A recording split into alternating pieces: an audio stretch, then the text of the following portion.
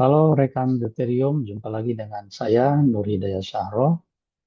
Di kesempatan kali ini kita akan melanjutkan terkait pembahasan LCA yang sebelumnya kita sudah bahas terkait dengan konsep dasar kemudian langkah-langkahnya. Nah, kali ini kita akan membahas bagaimana cara melakukan analisis LCA dengan mengambil contoh yang lebih real ya, sehingga kita bisa menerapkannya nanti ketika kita akan melakukan proses penilaian LCA untuk produk ataupun jasa yang kita hasilkan. Nah, di sini saya akan mengambil salah satu contoh terkait dengan penggunaan transportasi publik dalam hal ini eh, bis kota, dan bis kota tersebut akan menempuh jarak sejauh 10 kilometer di dalam sebuah kota. Lalu setelah kita karakterisasi dampak lingkungan apa yang dihasilkan ketika kita menaiki bis kota, maka yang pertama itu adalah material atau energi input. Nah, jadi ketika bis kota itu beroperasi, maka membutuhkan bahan bakar. Nah, kemudian di sebelah kiri ini adalah kolom untuk eh, melakukan membuat daftar list lingkungannya, dampak lingkungannya. Kemudian di kolom-kolom berikutnya itu kita masukkan aspek lingkungan apa yang berkaitan. Misalkan eh, penggunaan diesel itu berkaitan dengan material atau energi input. Kemudian CO2 yang dihasilkan dari pembakaran bahan bakar tersebut, maka dampak lingkungan yang disebabkan oleh CO2 tersebut adalah potensi global warming. Kemudian hidrokarbon bisa menyebabkan photochemical oxidant formation dan seterusnya. Jadi kita buat matriks secara umum antara aspek dan dampak lingkungan. Lalu berikutnya ini kita gunakan data-data untuk melakukan kuantifikasi. Jadi kita eh, menghitung angkanya gitu. Jadi dampak lingkungan tersebut kita kuantifikasi sehingga apa yang kita dapatkan adalah angka-angka yang spesifik. Nah, di sini kita sudah melakukan input data berdasarkan dari referensi-referensi yang kita gunakan, misalkan eh, nilai nilai kalori dari diesel, bahan bakar diesel itu atau solar itu adalah 37 megajoule per liter. Kemudian di outputnya itu setiap kilometer yang ditempuh oleh bis tersebut maka akan menghasilkan emisi CO2 sebanyak 1,3 kilogram CO2. Dan seterusnya, eh, semuanya kita list di sini, apa aspek lingkungannya. Kemudian kita kalikan 10, karena tadi kita menggunakan 10 kilometer ya, jadi dikali 10 semua. Kemudian ini hasilnya 370 terus kemudian lagi dari 1,3 kilogram CO2 ekuivalen menjadi 13 kilogram dan seterusnya. Lalu kemudian setelah itu langkah selanjutnya adalah mengalihkan dengan faktor emisi. Nah, contohnya eh, faktor emisi untuk eh, sorry, bukan faktor emisi, faktor karakterisasi. Contohnya misalkan faktor karakterisasi untuk eh, NOx itu ketika kita konversi menjadi SO2 ekuivalen itu maka kita kalikan 0,57 begitu. Dan ini nilainya sudah ada di referensi. Misalkan kalau metan dikonversi menjadi CO2 itu dikali berapa dan seterusnya. Lalu berikutnya kita masukkan angka-angka tersebut yang kita hasilkan di masing-masing eh, pertemuan antara baris dengan kolom yang tadi kita sudah buat di dalam matriks dampak dan aspek lingkungan di sini 370, kemudian CO2 itu tadi kita hasilkan berapa? 13 kilogram dan seterusnya. Lalu berikutnya ini adalah hasil eh, dari dampak lingkungan yang dihasilkan totalnya.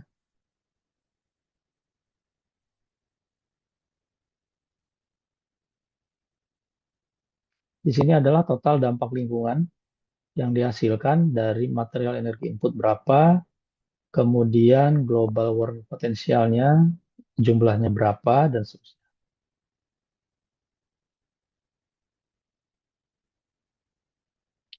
Contoh berikutnya kita akan eh, menghitung atau membandingkan dua produk. Ada produk A, kemudian produk B. Kemudian di eh, produk A dan produk B ini kita diminta untuk memilih mana dari dua produk tersebut yang lebih ramah lingkungan. Artinya kita harus melihat mana dua produk ini yang memiliki nilai SEE yang kecil gitu, karena itu artinya sama dengan dampak lingkungan yang kecil.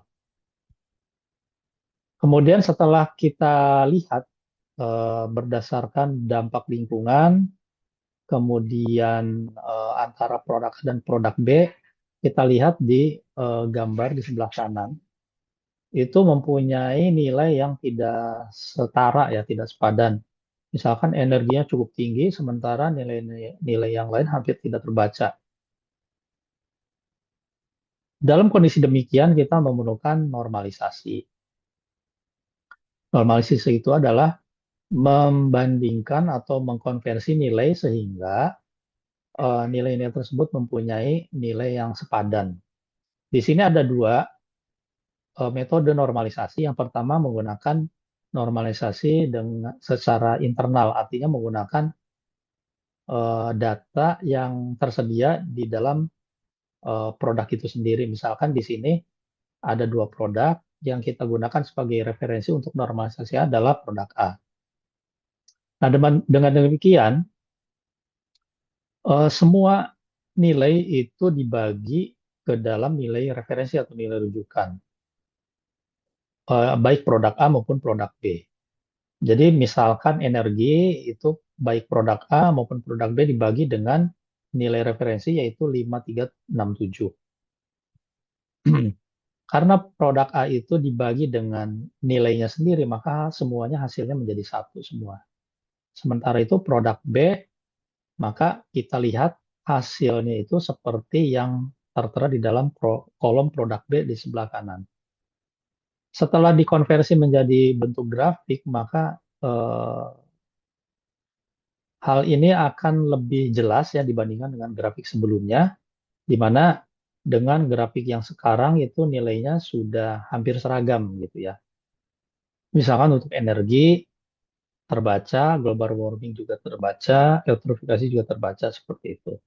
Nah, di sini kita lihat masing-masing berbeda nilai dan itu menggunakan normalisasi itu tidak lantas kita menghilangkan perbedaan gitu ya. Justru tidak. Hal ini adalah untuk melakukan konversi sehingga penilaian itu lebih mudah dilakukan gitu, lebih mudah dibaca. Lalu berikutnya adalah normalisasi secara eksternal, di mana data yang digunakan sebagai referensi atau rujukan itu adalah data yang kita ambil dari data eksternal. Misalkan katakanlah kita untuk pemanasan global, misalkan kita menggunakan data eh, jumlah emisi yang dihasilkan per kapita oleh penduduk dunia. Nah, itu kita jadikan sebagai referensi eksternal seperti itu. Nah, di sini prosesnya sama, semua nilai itu dibagi dengan referensi, hanya saja di sini referensinya menggunakan data eksternal. produk A dibagi nilai eksternal, di sini nilai eksternalnya 56.877,88. Hasilnya di sini ada di kolom produk A, kemudian produk B juga sama, dibagi dengan nilai referensi dan seterusnya. Ini contoh dari emisi GRK per kapita tahunan penduduk dunia. Kemudian setelah normalisasi, kita lakukan pembobotan. Di mana di dalam pembobotan ini, katakanlah misalkan ada 5 dampak lingkungan, maka total dari nilai bobot tersebut adalah 100% atau nilainya 1. Nah, kemudian kita bagi-bagi berdasarkan tingkat kepentingannya. Misalkan di sini kita ambil contoh dengan mempertimbangkan bahwa pemanasan global ini adalah dianggap sebagai dampak yang signifikan, sehingga nilai bobotnya itu di sini paling tinggi. Maaf, di sini paling tinggi 0,35 atau 35%. Sementara sisanya itu di human toxicity itu katakanlah bobotnya 30% dan seterusnya. Nah, tadi data yang sudah dinormalisasi, kemudian kita kalikan dengan bobotnya masing-masing. Nah, di sini ini produk A, produk B, kemudian setelah dinormalisasi, ini hasilnya produk A, produk B. Baru setelah itu kita kalikan dengan bobotnya. Misalkan untuk energi, di sini kita lihat energi nilai bobotnya adalah 14% atau 0,14. Nah, maka dikali 0,14. Produk A hasilnya di bawah kolom A, produk A. Kemudian yang B itu di bawah kolom untuk produk B. Ini hasilnya setelah denormalisasi, kemudian dikalikan dengan bobotnya masing-masing. Kemudian hasilnya kita masukkan ke dalam eh, apa? Kita masukkan ke dalam grafik gitu. Kali ini kita akan sulit untuk menilai kalau grafiknya itu terpisah-pisah gitu ya. Nah, sehingga di dalam komparasi atau perbandingan antara produk A, produk B, produk C dan seterusnya, maka semua dampak lingkungan itu kita jumlahkan menjadi satu batang grafik saja gitu ya. Sehingga kalau kita lihat di sini, ini untuk produk A, satu batang ini sudah merepresentasikan ada 5 dampak lingkungan. Jadi untuk yang orange sudah mewakili human toxicity, kemudian yang merah itu mewakili asidifikasi dan seterusnya, dengan sampai dengan yang biru sudah mewakili dampak energi. Jadi produk A diwakili oleh satu grafik batang, kemudian produk B sudah diwakili satu grafik batang. Nah, dari sini sudah jelas kita secara intuitif bisa menilai gitu ya, bahwa berdasarkan dari penilaian dua grafik batang ini, kita bisa menyimpulkan bahwa produk A mempunyai nilai LCA yang lebih rendah dibandingkan dengan produk B. Artinya apa? Artinya produk A ini mempunyai dampak lingkungan yang lebih rendah dibandingkan dengan produk B. Sehingga bisa kita simpulkan berdasarkan penilaian LCA ini, produk A lebih ramah lingkungan dibandingkan dengan produk B. Nah, jadi kalau misalkan kita diminta untuk memilih mana dari dua produk ini berdasarkan perspektif lingkungan, kita akan memilih yang mana. Nah, maka pilihan kita akan jatuh kepada produk A seperti itu. Berikut ini adalah beberapa bahan bacaan yang bisa dibaca sebagai rujukan atau referensi. Demikian penjelasan dari saya terkait mekanisme ataupun metode life cycle assessment dengan mengambil dua contoh. Sekian dan terima kasih atas perhatiannya. Sampai jumpa lagi di materi-materi menarik berikutnya di kesempatan yang lain.